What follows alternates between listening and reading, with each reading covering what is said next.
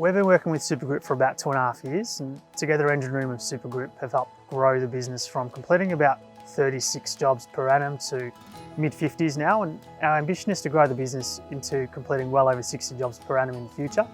Well, Supa Group are a home extension company. Their speciality is the second story insert into roof. I think EngineRoom and the people that we've been engaged with at EngineRoom actually take an interest in our business.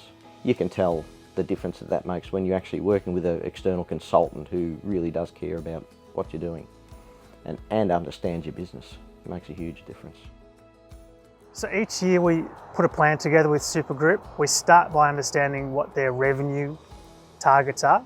We then reverse engineer understanding how many leads they require.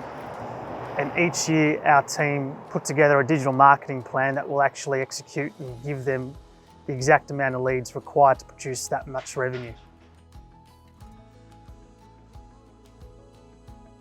Within the EngineRoom platform, it records every single lead and the user experience on the website and which channel of marketing they actually come from.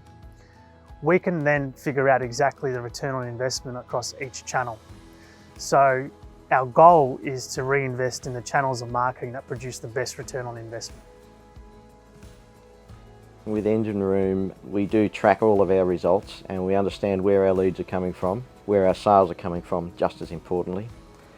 We've been pretty much on target, and I guess the whole thing about budgeting and setting a plan is you've got to work to your plan, and you're not going to get there if you don't have that understanding of where you want it to be. Definitely been good for us to go through that process. In this company, our second largest spend is advertising and marketing. So how do we apply that best? In the time that I've been at Supa Group, we more than halved the amount that we've spent on marketing. And a lot of that is because digital marketing, I think that we're spending our money better than what we were.